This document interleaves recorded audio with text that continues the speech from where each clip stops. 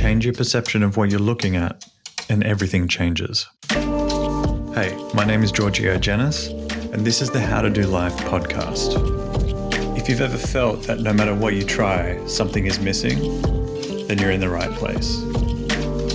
My aim with this podcast is to begin filling in those blanks for you. So open your mind and get ready, because I'm about to show you an entirely different way to look at your life. And once you've seen it, you can't unsee it. So let's get started.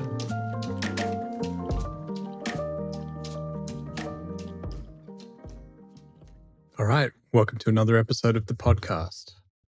In this episode, I want to talk about the value of our heroes disappointing us.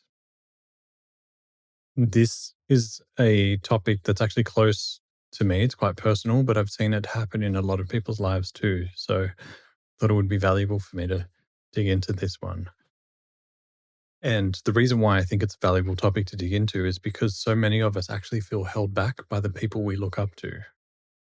Now, initially, when you look at the experience of the relationship dynamic of the people that you look up to and admire and are inspired by, it can seem like they're the ones who are actually inspiring you to go and do the thing that you're inspired to do. They're the ones that are kind of igniting this thing inside of you that makes you want to go and do whatever it is that you're wanting to tackle. You know, it feels like they get you into action. But in reality, what I see just as much, if not more so, is that we can actually feel held back by the people we look up to. And I want to make sure that I touch on this and make sure I give you the tools to rethink and reframe your thinking around the way you're dealing with your heroes and the people you look up to, because they're actually holding you back and probably trapping you. So let's start with looking at the typical experience that somebody goes through when they're dealing with a hero. Usually what happens is we look up to somebody, we interact with somebody and we look up to them. That's usually the case. It's how things start. However, what's happening in those moments is we're putting these people up on a pedestal. We're looking up to them thinking they have things in their life that I don't have in my own. Or they have things within themselves that I don't have within me. And so you've immediately created this distance or this separation between you and them. Now, why is that important? Because one of the principles that I teach is the world is a reflection of you. The world is a mirror. And if you've read my book, you know that this is one of the early chapters in my book. And so it's important for you to understand that when you see the world around you as a mirror, if you're immediately seeing somebody outside of you and you think they've got all these things in their life that you don't have within yours, you're not looking at a mirror anymore. You're looking through a mirror, thinking that there's no reflection there for you whatsoever. When in reality, there is. So we put people up on a pedestal, we look up to them and we think they've got all these things that I don't have. And then you aspire to want those things. And so you end up trying to create the very thing that they've created in your own life, thinking that's how you get it. And in the process of doing that, you're not necessarily modeling their behavior, you're directly copying it. It's plagiarism, but in your life.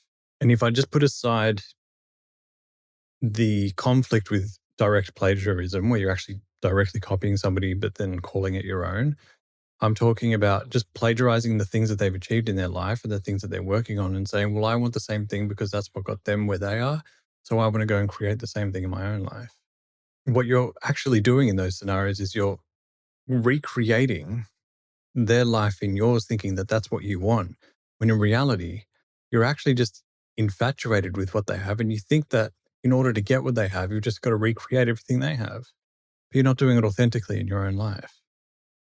And so you've got them up on this pedestal thinking, as long as I do exactly what they're doing, I'll have what they have. But you're overlooking something important, which is that they have this whole other side to themselves and to their lives. In fact, they've paid a price to get where they've gotten. They've paid a price in their relationships. They've paid a price in their family. They've paid a price probably financially too. And most certainly they've paid the price in time to get there and work. And so you're seeing the end result and thinking that's what I want. The question is, do you actually want that? Or are you just telling yourself that's what you want? Because you're infatuated with what they have. So let's see if we can drill down a little bit further into this so I can help you let go of it. Because what will happen is you will experience disappointment, which is where we're going with this. So what ends up happening is you experience this infatuation with them, you look up to them and you follow them for some time. And in your mind, you have this fantasy about what their life looks like and what it would look like if your life was a direct replica of theirs. And I'd love to have the things that they have. And you kind of live in this little fantasy bubble about who that individual is. However, what's also happening is you're setting yourself up for disappointment because the more time you spend with an individual, the more you'll start to experience the other sides of who they are. And then eventually, what will end up happening is they will do something that doesn't live up to this fantasy of who you think they are, doesn't live up to this superhero status that you've badged them with. Instead, what ends up happening is they won't live up to that because they're not supposed to. Your fantasy of who they are is not who they truly are. And so at some point, your fantasy and who they really are going to clash. And you're going to discover that they're not all incredible, that they have some other side, that they do something that slips up and disappoints you, that sets you up for some kind of frustration or disappointment.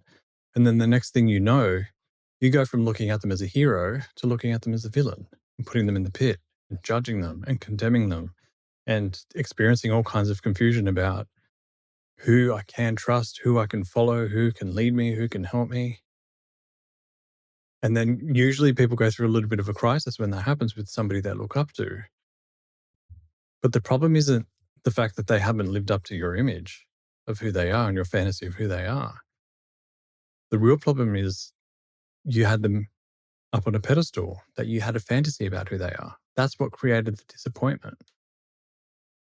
And so they're actually meant to disappoint you. They're meant to let you down. That's the key. And I don't think enough people are talking about this. Your heroes are supposed to disappoint you. They're supposed to let you down, to show you that they're not a superhero. They're actually a human being with two sides. They're both hero and villain. They're amazing, but they've also got faults. There are issues with them and weaknesses and deficits. And when you realize that about them, you're more likely to see the true reflection of who they are in you.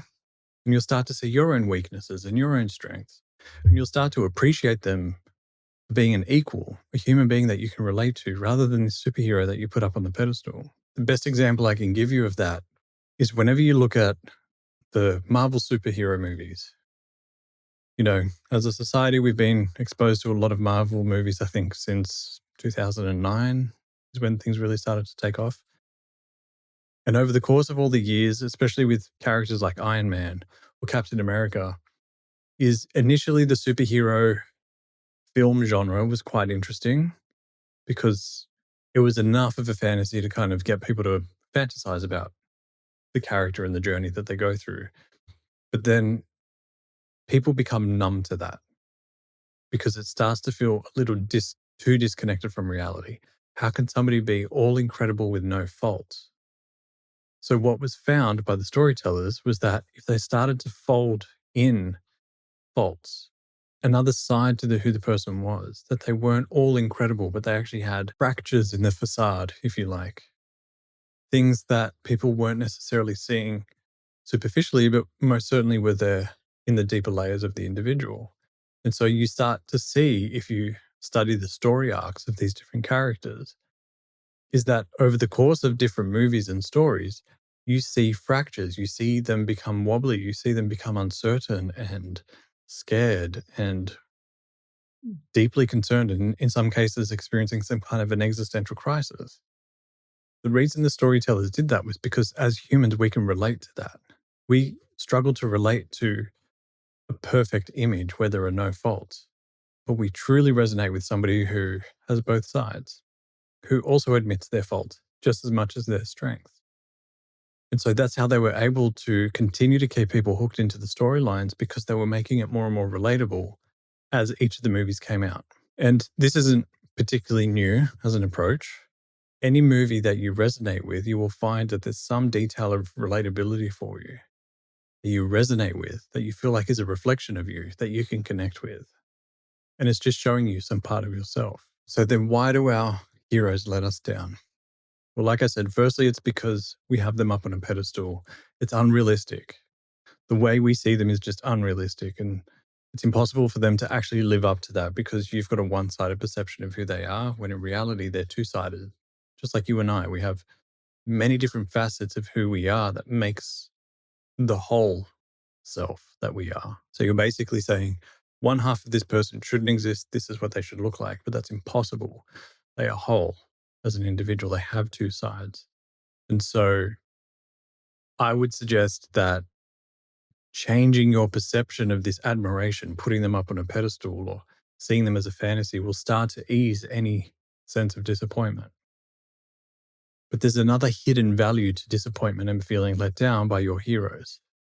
And this one I think is key, especially for a lot of people who experience this, but don't really tap into this little value experience or this little nugget that they can extract from life. What happens when we experience this disappointment is usually we get upset.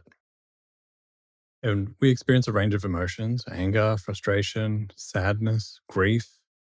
We can go through a full spectrum of different emotions about feeling let down by the person that we looked up to. But what we're not necessarily looking at by inspecting the emotions as they're coming up is why those emotions are coming up in the first place. Yes, it's because we put them up on a pedestal, but it's also because what they're doing is they're challenging you to step out from behind them. More often than not, we hide behind our heroes. We hide ourselves in their shadow because deep down we all seek some kind of security, some kind of nurturing, and some kind of protection. And if there are people that we look up to, we feel like we can get that from them. They will guard me and protect me from the experiences in life.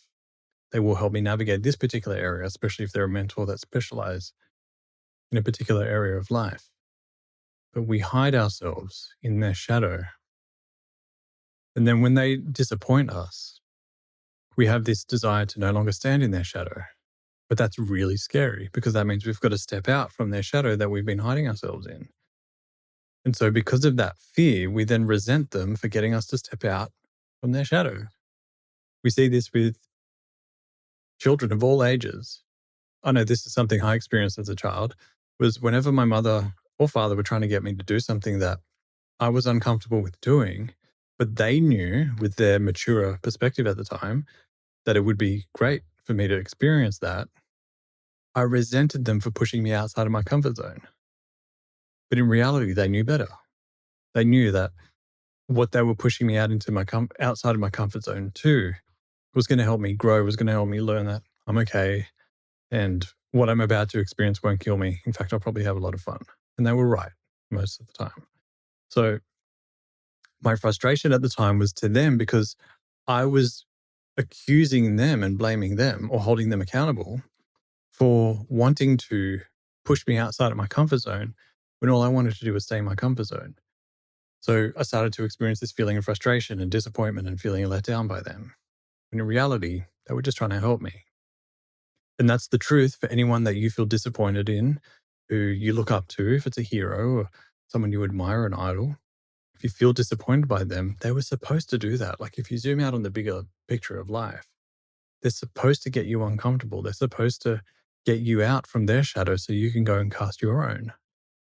Go stand out on your own and cast your own shadow. So the value of feeling disappointed by these people we look up to, they're trying to get us out from their shadow. And whenever I've realized that with people I've looked up to in my own life, I try and spend as much time as I can speeding up the process of me getting there so I don't get disappointed. And I usually spend a lot of time taking people off the pedestal in my mind to make sure that it doesn't happen. Otherwise, I end up wasting time living in their shadow. But the sooner you realize that insight, the sooner you realize that for yourself, you won't feel so scared about it. And you certainly won't feel frustrated towards them for doing what they're doing. You'll end up feeling grateful for them disappointing you because they actually got you out of their shadow and going out and living your life. The best analogy I have to describe what that's like And this can also relate to dealing with the death of somebody you look up to as well. This happens because if you think about a forest filled with trees, you've got these really tall, mature trees. They reach up as high as they possibly can, and they've got branches right at the top of the tree. And you think about a forest filled with trees like this, their branches are spreading out, sprawling out. And what they're doing is they are casting a shadow. Now, these branches are reaching out for the sun, but in the process of reaching out for the sun, they're casting a shadow on the floor of the forest. And there are smaller trees, younger trees, sprouting through the soil that need sun to be able to grow, to become one of these really tall trees. But if sunlight is very sparse across the floor of the forest, how are they going to reach up? How are they going to grow? So we see a tree, it may die, it may get struck by lightning or whatever else, and it falls down. In the process of falling down, what ends up happening is, firstly, that tree that's fallen down, that's died, nourishes the rainforest floor, but it also creates a hole in the canopy to let sunlight through, down on the shrubs and down on the sprouts and baby trees closer to the floor of the rainforest, which allows those trees to then grow. So we get upset, we experience grief, we experience resentment for these trees that we look up to that have been around longer than us when they fall and we see them perish. But what we don't necessarily realize is that actually creates an opening for us to step up, to grow into, and to shine. So again, it's another element of the value of the people we look up to disappointing us or falling, if you like, or in some cases, passing away. They create a platform for us to then grow. And the benefit of that is they get to nourish our roots, which help us grow to become our own tree. And then one day we'll do the same for others. So I think it's important for us to spend time reflecting on the people that we look up to, finding ways that we can extract value from the disappointment, extract value from feeling let down. Because in reality, as long as you keep looking up to people and holding them up on a pedestal, you're holding yourself back. And I'm here trying to make sure that people are not holding themselves back by actually setting themselves free to go and do their thing, to go and be the fish, to go and be authentic and go and become your own really tall tree in the rainforest. So I wanted to give you this insight or a few of these insights to see if I could help give you a different perspective. And if you're ever feeling let down by someone you look up to, then come back and listen to this episode or pass it on to someone you know who is struggling with it. And hopefully it provides some kind of value and a little bit of insight and an opportunity for you to extract some more value from your experiences. That being said, thank you for listening. My name is Giorgio Genaus. I appreciate you listening, tuning into the podcast episodes. Please make sure you take a moment to leave a review. It makes a huge difference. It helps other people find us as well. And I look forward to seeing you in the next episode. Thanks so much. Bye.